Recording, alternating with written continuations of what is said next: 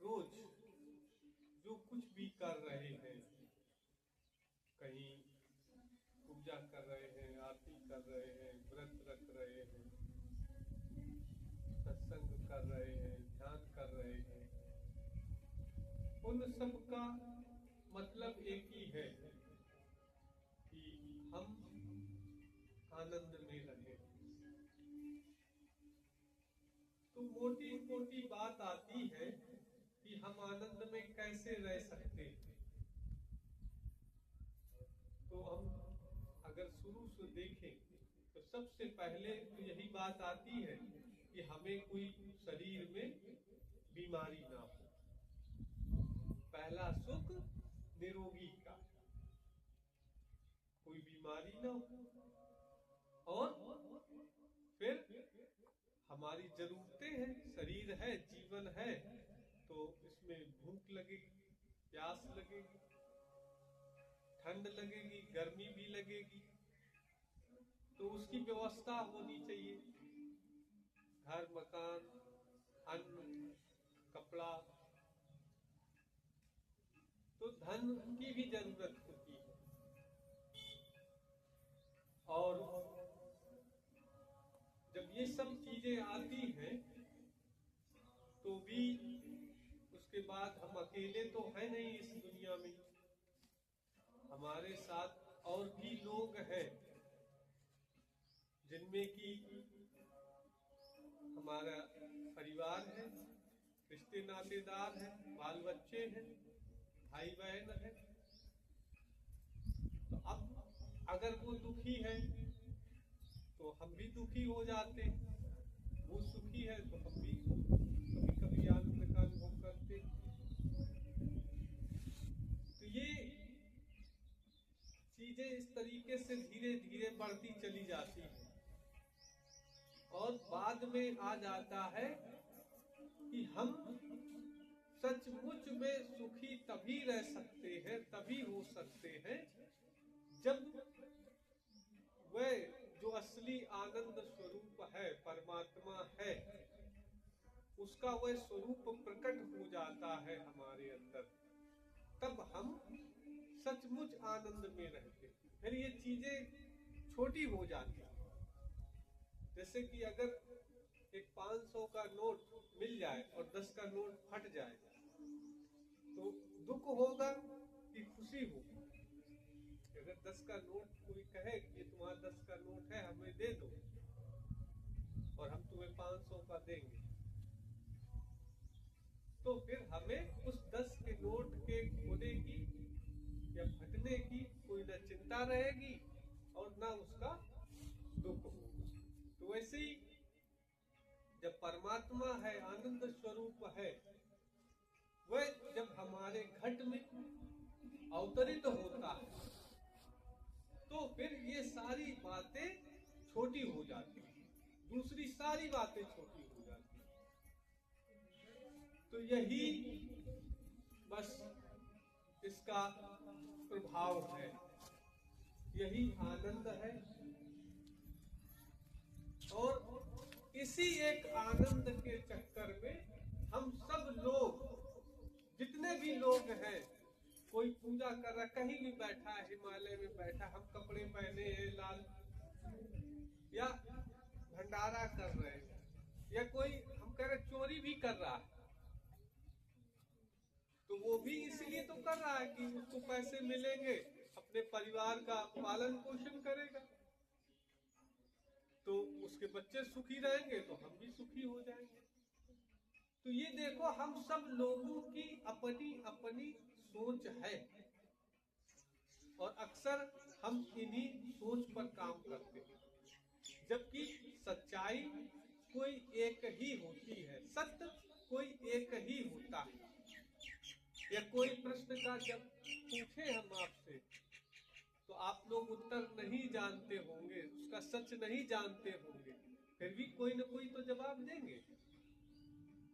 अगर 2 का पहाड़ा पूछा जाए, किसी को ना आता हो, वो भी कोई संख्या बता देगा तो उत्तर तो हो जाएगा। कोई बताएगा 2 पंचे 10, तो कोई बता देगा 11, कोई 12, कोई 8, कोई 9। अब 16 भी बता सकता है, तो 2 पंचे 16 अगर बताया जाएगा तो वो क्या सही है? नहीं। अब वो कहेगा कि अरे तुम तो 10 होता है, तो हमने तो 6 ज्यादा बताए हैं, तो हमने तो और ज्यादा सही होना चाहिए। तो गलत है, वो चाहे ज्यादा हो चाहे कम हो, सही सही है। जो 10 है तो वही 10 है। ऐसे ही उस आनंद को पाने का जो मार्ग है, जो रास्ता है, वो शत है, वो एक ही है। हमने अपनी इच्छा अनुसार बहुत सारे रास्ते बना लिए हैं। ये हमारी भूल है, ये कह ले कि ये हमारा अहंकार है, मानव जनित अहंकार है कि हमने अपने अपने रास्ते बना लिए। अब कोई ये भी कह सकता हम नहीं मानेंगे कि ये 2 है, तो हम कैसे माने? पाड़ा किसी आदमी ने ही तो बनाया होगा, हम न मानेंगे तो कोई बात नहीं। तो जो गीता शुरू होती है, श्रीमद् भागवत गीता, यहीं से शुरू होती है। वहां पर धृतराष्ट्र है, जिज्ञासा में पूछते हैं कि धर्म क्षेत्र कुरुक्षेत्र, कि धर्म का जो क्षेत्र है, धर्म का जो स्थान है, उसमें और जो कर्म का स्थान है, कुरुक्षेत्र का यहाँ पर मतलब है क्या हम करते हैं, क्या होना चाहिए। धर्म का मतलब शब्द ये होना चाहिए, 2 पंचे 10 होना चाहिए, और कुरुक्षेत्र 2 पंचे 8, 9, 11, 11:30, 10:30, 9:45, ये है। यही तो हम लोग करते हैं। तो जब तक हम कुरुक्षेत्र में हैं, तब तक हम आनंद से दूर है। और इतनी ही सिर्फ बात नहीं है, इसके आगे भी बात है कि जो लोग कुरुक्षेत्र में खड़े थे, वो खड़े तो भगवान के सामने थे, लेकिन वो भगवान के लिए खड़े नहीं थे, भगवान को मारने के लिए खड़े थे। कुरुक्षेत्र में जो लोग खड़े थे भगवान के सामने, वो उनकी पूजा के लिए नहीं खड़े थे, उनको मारने के लिए खड़े थे, बल्कि भगवान के रास्ते में सबसे बड़ा रोड़ा डालने के लिए खड़े थे। तो 2 पंचे जो 11 है, 9:45 है, 9 है, वो सब 2 पंचे 10 को गलत कहने के लिए है। ये बात बहुत महत्व की है, बहुत समझ की है, ज्ञान की है। इसको हमें अपने अंदर बिठाना है कि 2 पंचे 10 को दबाने के लिए ही 2 पंचे 11 कहा जाएगा या 9 कहा जाएगा। कोई कहता है तो वो उसको कमजोर कर रहा है धर्म। ये चीज समझ गए कि हम भले ही भगवान के सामने खड़े हो, लेकिन हमें ये देखना है क्या हम भगवान के रास्ते पर हैं, उनके बताए मार्ग का अनुसरण कर रहे हैं कि नहीं कर रहे, कि उनके खिलाफ जा रहे हैं। भगवान कह रहे हैं कि शांति करो, लड़ो मत। हम सबको पता है, कहानियां सुनी है, युधिष्ठिर का, उनके पिताजी का पूरा राज्य था, उन्होंने हड़प लिया, फिर बंटवारा हुआ, पंचायत पड़ी, तो बोले आधा आधा कर दो, पूरे से उनको आधा कर दिया गया। फिर भी उसको तसल्ली नहीं, उसने कहा छल प्रपंच करके उनका भी जो आधा मिला था वो भी ले लिया। शर्त रखी कि जंगल जाओ 12 साल, वो वहां से भी करके आए सब कुछ। तो जब बात आई देने की, तो उन्होंने कहा दे दो, तो भगवान बोले कि नहीं, लड़ाई नहीं होनी चाहिए। शांति सबसे कीमती चीज है, उससे कीमती कोई भी चीज नहीं है। तो बोले फिर बात कौन करेगा? बोले हम जाएंगे कहने। तो जब कहने गए तो उन्होंने कहा कि उनका वापस कर दो भाई, क्या दिक्कत है? तो तैयार नहीं। उन्होंने कहा पूरा राज्य उनका वापस करो। बोले ना। तो बोले उनका आधे वाला दे दो जो तुम्हारे पिताजी ने बांट के दिया था। बोले ना। तो बोले ऐसा करो तुम 5 गांव दे दो। तो बोले 5 गांव भी नहीं देंगे। और 5 गांव भी नहीं दोगे। अब भगवान को थोड़ा सा बुरा लगता है कि हम आए हैं, इतना मतलब नहीं। बोला सुई के नोक के बराबर भूमि भी नहीं देंगे। तो भगवान ने कहा अब तो हम पूरी लेंगे, पूरी की पूरी उनको देंगे। जब लड़ाई की बात आई तो वो लोग इतने चतुर थे कि पूरे देश दुनिया के लोगों को अपनी तरफ इकट्ठा करके रखा था, पूरे लोगों को।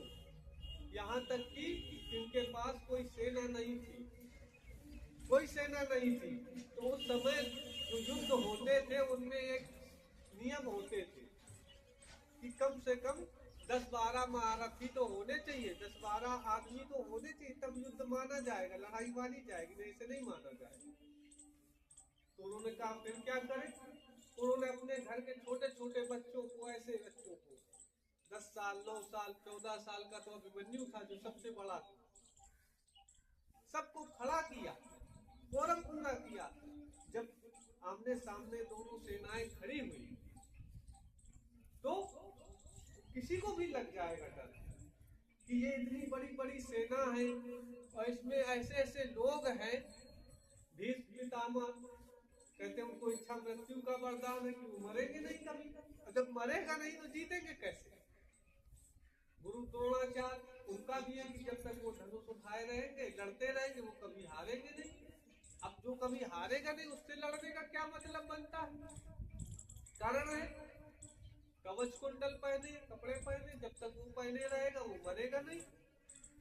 दुर्योधन खुद वज्र का शरीर है उसका, और इनके पास कोई वरदान नहीं है ऐसा कि तुम मरोगे नहीं, भगवान के पास भी नहीं है कि तुम मरोगे नहीं।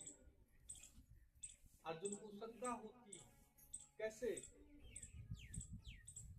तो भगवान कहते हैं कि तू परेशान मत हो, तू सत्य के मार्ग पर चल, तू मेरे कहे अनुसार चल, बस मैं तुझे ये सब जितनी भी चीजें हैं, जितने भी बड़े बड़े ये तुझे पहाड़ दिख रहे हैं, इनको मैं खत्म कर दूं और आखिरी में वही।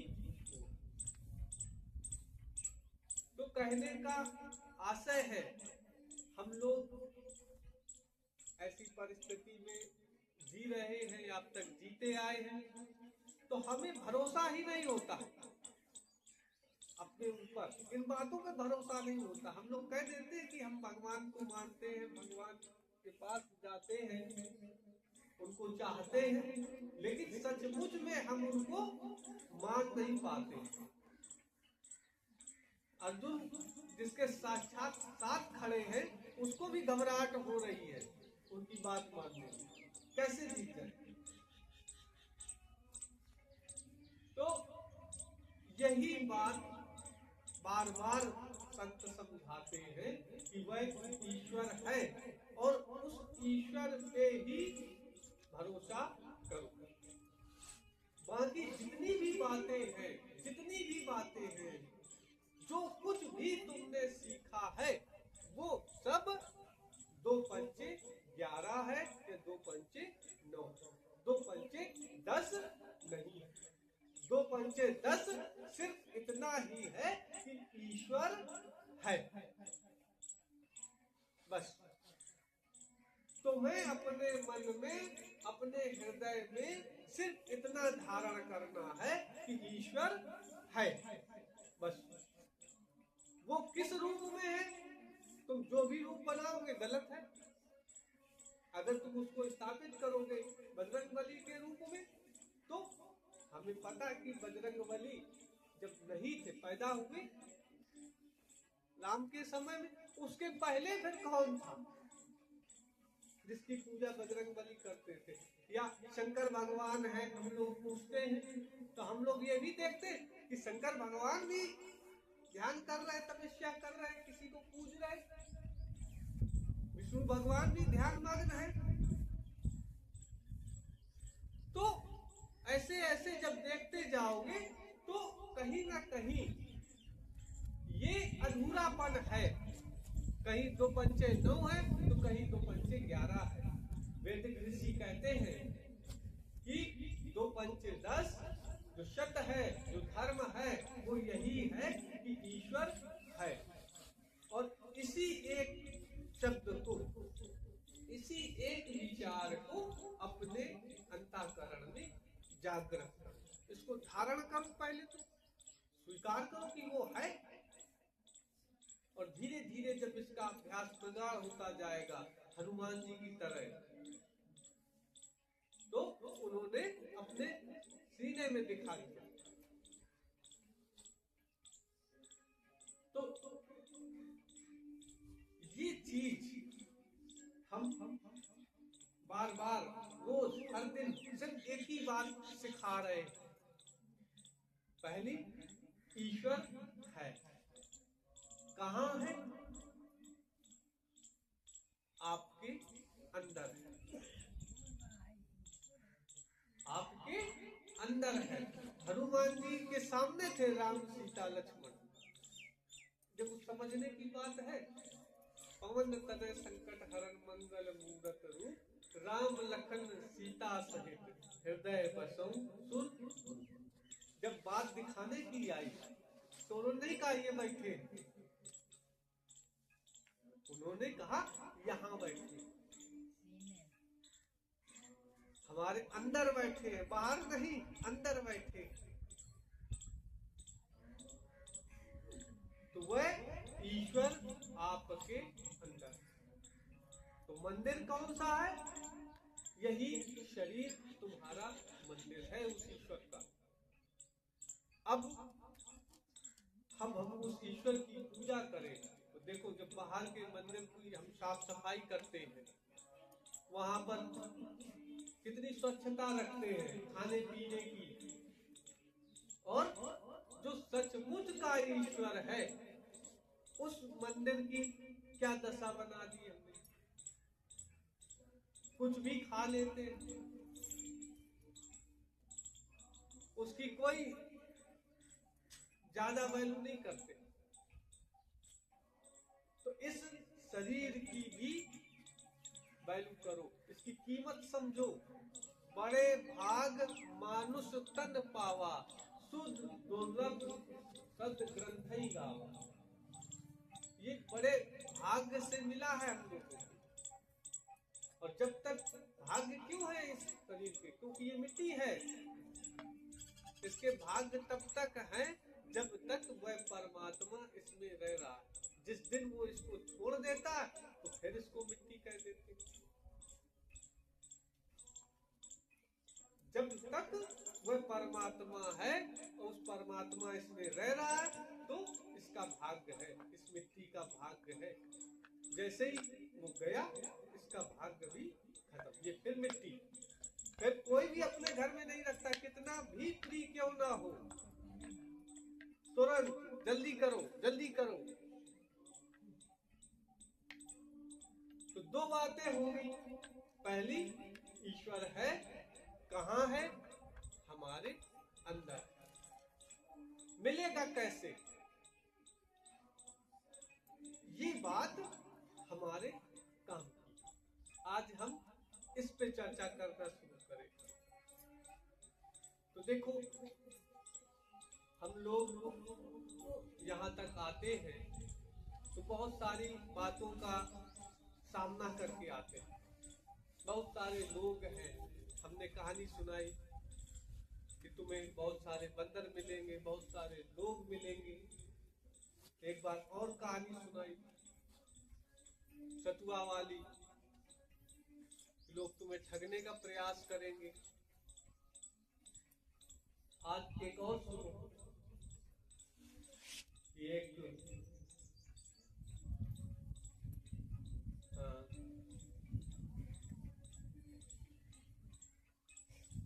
घर में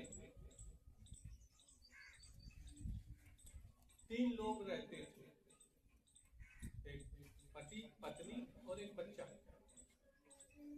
तो जो तीनों रहते थे बड़े बुरी दशा में रहते थे, पैसा नहीं रहता था उनके पास, खाने को कपड़े नहीं होते थे, आपस में लड़ाई झगड़ा होता रहता था। तो उससे ले लो। तो एक दिन उनके घर में ऐसा रोना धोना कुछ मचा हुआ था। तो वो चिल्ला रहे थे कि भगवान नहीं है, भगवान होता तो कोई भला इतना दुख देते। ये सब लोग झूठ बोलते रहते हैं, कहीं कुछ नहीं है, सब ऐसे ही चल रहा है।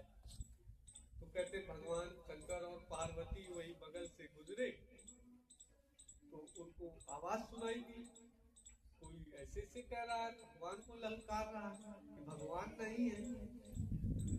तो जो शंकर भगवान है दरअसल वही गुरु है। शंकर का मतलब ही गुरु होता है। गुरु का मतलब है कि जो भगवान के मार्ग का रास्ता बताए, भगवान के बारे में बताए, भगवान के बारे में चर्चा करे, उसके प्रति लोगों में जागरूकता लाए। तो शंकर भगवान ने देखा कि ये तो हमारे ही काम पर उंगली उठा रहा, इसका मतलब इसको बताना चाहिए ईश्वर है।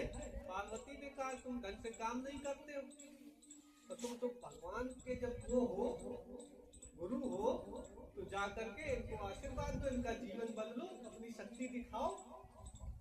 तो बोले ठीक है चलो चलते हैं। तो गए, तो तीनों बैठे थे, रो रहे थे। तो शंकर भगवान ने कहा कि देखो हम भगवान के दूत हैं, परमात्मा के दूत हैं, उनके प्रभाव को जन जन में पहुंचाते हैं, तुम बताओ क्या दिक्कत है। तो उन्होंने कहा कोई भगवान नहीं होता। तो शंकर भगवान बोले कि अच्छा ये बताओ तुम मानोगे कैसे कि होता। बोले अच्छा, बोले ऐसा करो हमारे कुछ चमत्कार दिखाओ। तो बोले ठीक है, हम तुम तीनों को एक एक वरदान देंगे, तुम्हें जो मांगना हो वो मांगो, तीनों को दे एक एक बार। तो बोले अच्छा ठीक।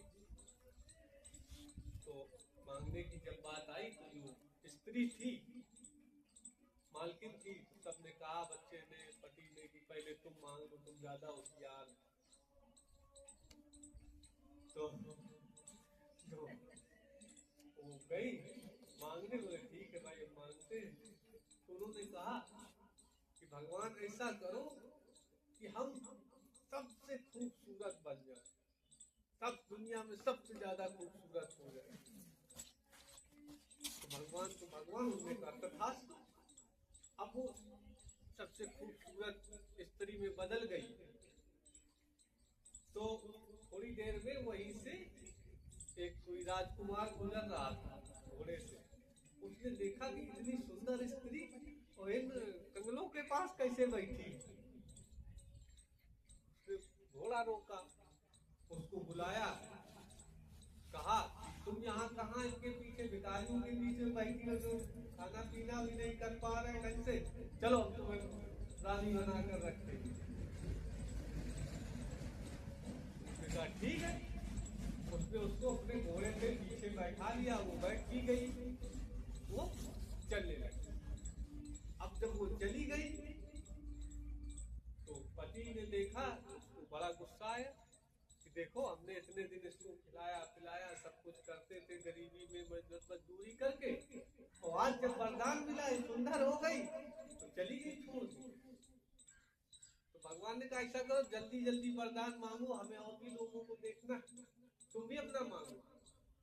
तो गुस्से में बैठा था, उसने तुरंत कहा बेटा अच्छा वरदान देना तो यही दे दो, हमारी पत्नी को तुम सुअरिया बना। भगवान ने कहा तथास्तु। अब वो स्त्री जो भी खूबसूरत बनी थी सुअरिया बन गई। तो जो आगे राजकुमार घोड़ा चला रहा था उसने कहा एक बार फिर देखे यार, बहुत सुंदर थी। पीछे देखा तो सुअरिया बैठी। अब बड़ा बुरा लगा, कहाँ यार किसको बैठाने जा रहा। तो उसने उसको लात मारी, नीचे गिरी। अब घोड़े से नीचे गिरी तो चोट भी लगी।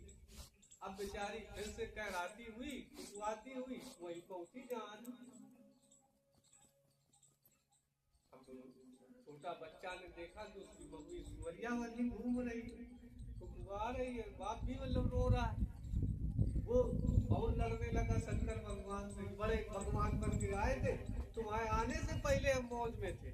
कम से कम हमारा पूरा परिवार संगत हो रहता था, भले ही एक टाइम खाना मिलता हो, आधे टाइम मिलता हो, लड़ते रहते थे, झगड़ते रहते हो कैसे भी, लेकिन तुम्हारे चक्कर में तो और बुरी दशा हो गई। बताओ भाई। तुमने कहा कोई बात नहीं, अभी तुम्हारे पास समय है, एक वरदान तुम्हारा बाकी है बेटा, तुम भी मांगो। तो कहता भगवान वरदान देना चाहते हो तो यही दो कि हम जैसे हैं, जैसे थे वैसे ही कर दो। तो भगवान ने कहा तथास्तु। तो वो बेचारे जैसे थे वैसे ही फिर हो। कहानी का मतलब है यहाँ पर कई बार वो गुरु, वो भगवान हमारे जीवन में आते हैं, कहते हैं कि तुम अपना जीवन बदल, अपना जीवन सुधार। लेकिन वरदान भी मिलते, हर दिन हमें वरदान मिल रहा है, हर लेकिन हम उन वरदानों का इस्तेमाल क्या करते? ऐसी ऐसी चीजों में अपनी ताकत को लगा देते हैं कि जो हमें चाहिए ही नहीं। जरा सा हमने पूजा क्या की, एक दिन मंदिर गए, दूसरे दिन कचरा था रास्ते में, तो हम बस भगवान से हे भगवान ये कचरा हटा। अब पूजा करके आए थे, मांगने का कुछ और, बोले कचरा हटवा दो, फिर कुछ और। इस तरीके के दिन भर भगवान से मांगते रहते हैं। जब भी वरदान मांगने की, कभी अपने लिए कुछ ऐसा वरदान मांगो, ऐसा वरदान चुनो जो नित्य हमेशा के लिए रहे। अब उसी जगह आगे जब भगवान शंकर गए, एक परिवार और बैठा था उसी हालत में, नवरात्र जैसे उनके पास भी भोजन नहीं, पूरा परिवार भूखा बैठा है। लेकिन वो क्या कह रहे हैं, हे भगवान तेरी बड़ी कृपा है कि आज तूने भोजन नहीं दिया, तो कम से कम हम लोग व्रत रह रहे हैं। तो भगवान ने सुना, अरे ये भी एक परिवार है। पार्वती ने सुना, बोले इनको भी देव चेक करो, इनको भी आशीर्वाद दो, इनको भी वरदान दो। तो जब भगवान गए उनके पास, शंकर भगवान बोले कि हम तुम्हारी अवस्था बदलना चाहते हैं, हम तुम्हें 3 वरदान देंगे, मान लो। तो पिता ने फिर कहा कि भाई मालकिन से पूछो। तो मालकिन ने कहा हे भगवान अगर तुम कुछ भी देना चाहते तो एक काम करो, हमारे पति को तो राजा बनाओ, हमारे पति को तुम राजा बनाओ। तो भगवान बोले तुमने अपने लिए तो कुछ मांगे नहीं। वो हंसी, कहती जब हमारा आदमी राजा हो जाएगा तो हम अपने अपराधी हो जाएंगे। जब पति से मांगने की बात आई तो उसने भी वही एक ही चीज मांगी कि हम अपने पत्नी के राजा बन जाए। जो इसने कहा है वही हमारा भी। बच्चे की बात आई तो उसने भी यही कहा कि हमारे जो माता पिता हैं हम उन्हीं के संतान बने रहे। अब देखो, राजा का बेटा है तो अपने आप राजकुमार हो ही जाएगा, राजा का पत्नी है तो रानी हो ही जाएगी। तो जो एक दिशा में पूरी ऊर्जा चल रही है उसमें हमें फल मिलता है। अगर हम चारों तरफ बांट देते हैं अपनी ताकत को, अपनी प्रार्थना को, अपनी प्रार्थना की शक्ति को, तो फिर वो चीज प्रकट होने में, हासिल होने में दिक्कत आए। और हम लोग ज्यादातर परिवार में, घर में भी यही करते हैं। पति कुछ कहता है तो पत्नी को अच्छा नहीं लगता, जो पत्नी कहती है वो पति को अच्छा नहीं लगता, जो पति पत्नी कहते हैं वो बच्चों को नहीं अच्छा लगता, जो बच्चे कहते हैं वो उनको अच्छा नहीं लगता। चारों तरफ को पूरी गाड़ी भाग रही, चारों तरफ। तो जब एक गाड़ी है घर की, गृहस्थी की, और उसके हर बैल अलग अलग दिशा में ताकत लगा रहे हैं, तो वहां पर घर्षण और दुख के सिवा, झगड़े के सिवा और कुछ नहीं हो। तो जो बात आई यहाँ पर, ये हम समझाने के लिए जो कहानी सुनाई वो ये है कि हम एक संकल्प उठाएं अपने हृदय में, संकल्प ले कि ईश्वर है और वह ईश्वर हमारे हृदय में।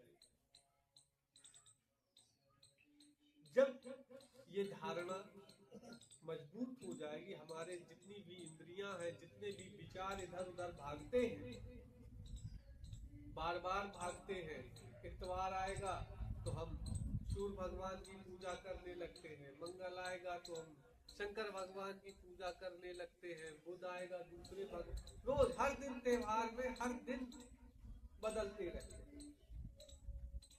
और वो सब जो वेद कहता है उसकी दृष्टि में वो या तो 9 है, 9:30 है, 9:15 है, 11 है, 11:15, 10 नहीं है। 10 जो सिद्धांत है, जो मूल है, वो यही है कि ईश्वर है और वह तुम्हारे अंदर बैठा है। तो ये सब चीजों से जब समेट के अपनी पूरी शक्ति को यहाँ पर इकट्ठी करो, और ऐसा नहीं है कि हमें किसी की बुराई करनी है, हमें किसी देवी देवता की बुराई नहीं करनी है, जो हम कर रहे हैं वो करें, लेकिन जो सचमुच में परिवार है, हमारा जो अंतःकरण है, उसमें एक ही प्रभु का नाम, एक ही ईश्वर का होना चाहिए। बस यही सच है, वहां पर एक ही होगा।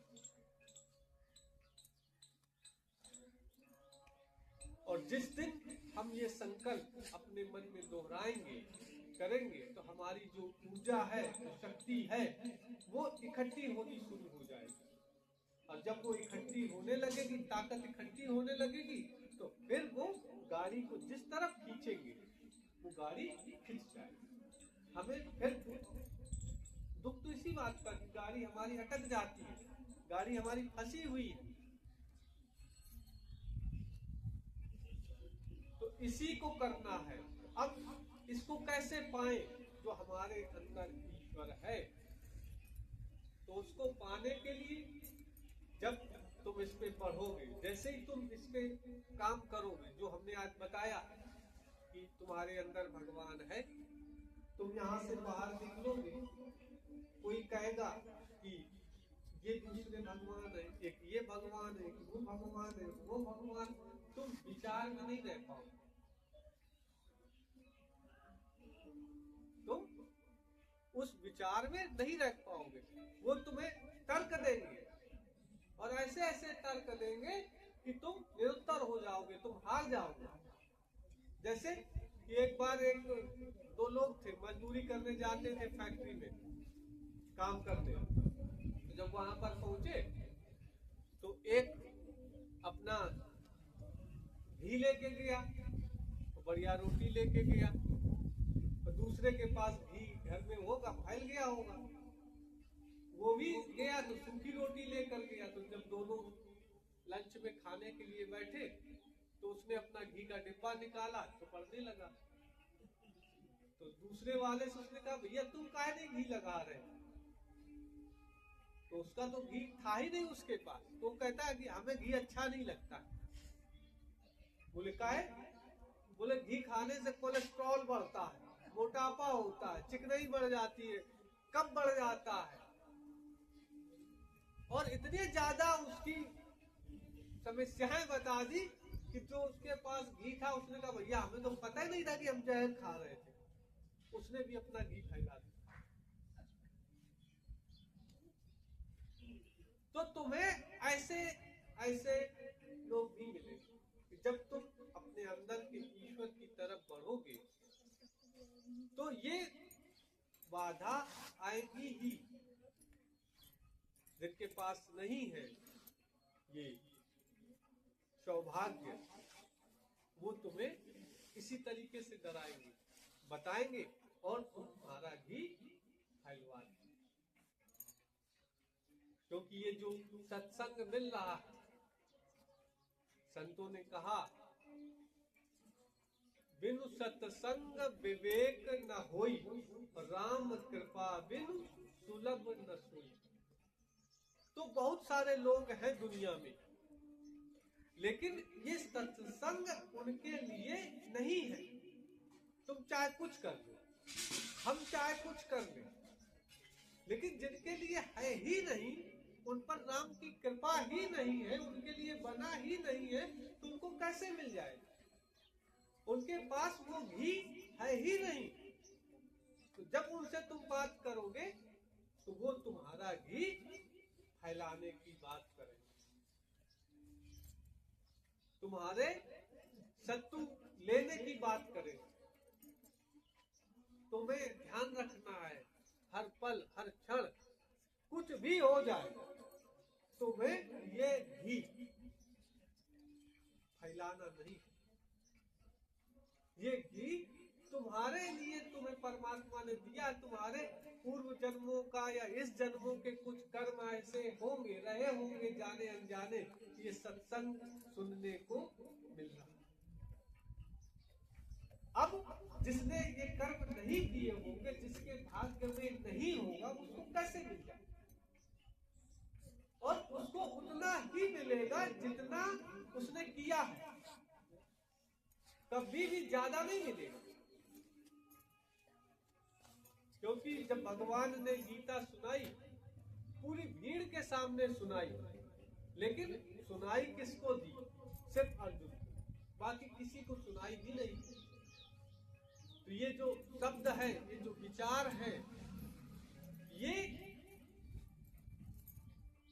हमारे नहीं है।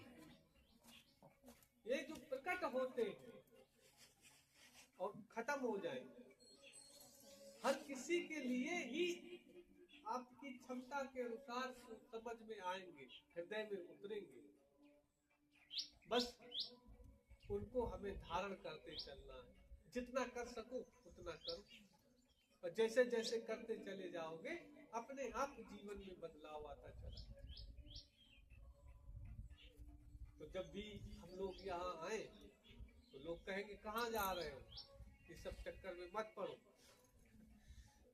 क्योंकि हमसे लोग कह देते आप तो छोड़ दो, कहाँ पागलपन में पड़े, क्या कर रहे हो, पगला गए। लेकिन जिसने वो घी खा लिया है, जिसने वो गुड़ खा लिया है, वो कैसे छोड़ देगा? वो तो नहीं छोड़ेगा चाहे सब कुछ चला जाए। लेकिन उनको लगता है कि यार अच्छी खासी नौकरी कर रहे थे, अच्छा खासा पैसा था, अच्छे खासे कपड़े पहनते थे, अब यहाँ बैठे रहते, घास खोदते रहते। तो उनको वो रस नहीं मिला है। जिस दिन उनको वो रस, वो आनंद मिल जाएगा। जैसे हमने नहीं एक कहानी सुनाई थी पहले, किसान वाली और लड़के वाली, कि वो खेत चरा देता था, उसको पता नहीं था, और जब उसने खुद खेत मेहनत से तैयार की फसल, तो वो खुद चिल्लाने लगा। तो जैसे जैसे आपके उस फसल की, इस जीवन को आप समझते जाएंगे और वह प्रेम, वह आनंद आपके हृदय में उतरने लगेगा, तो आप खुद चिल्लाने लगेंगे, कहने की जरूरत नहीं पड़ेगी। इसलिए आप एकदम से परेशान ना हो, बस धीरे धीरे अपने हृदय में धारण करें। लोग पूछते उनसे बहस भी मत करें, उनसे लड़ाई झगड़ा भी ना करें। जो तो विचारे वैसे भी, एक तो अभी उनका भाग्य उतना नहीं जागृत हुआ है, और उनसे अगर तुम लड़ोगे, कुछ कहोगे, तो तुम अपनी ऊर्जा को उन तक और बर्बाद करो। अगर कोई पूछे कहाँ जाते हो, बस इतना कह दो कि वहां बैठने जाते। हम लोग सुनने नहीं जाते, न कुछ करने, न बैठने जाते। थोड़ी देर बैठते, मन हल्का हो जाता, बस। अगर आपको भी चलना हो बैठने, आप चल सकते, थोड़ी देर बैठते। और सचमुच में हम लोग थोड़ी देर बैठते ही हैं, कुछ नहीं करते। आइए थोड़ी देर मौन होकर बैठते, ठीक, उस परमानंद से जुड़ते हैं जो हमारे अंदर है। और धीरे धीरे जब हम बैठने का अभ्यास होने लगेगा, मौन का अभ्यास होने लगेगा, तो आपके अंदर शांति प्रकट होने लगेगी।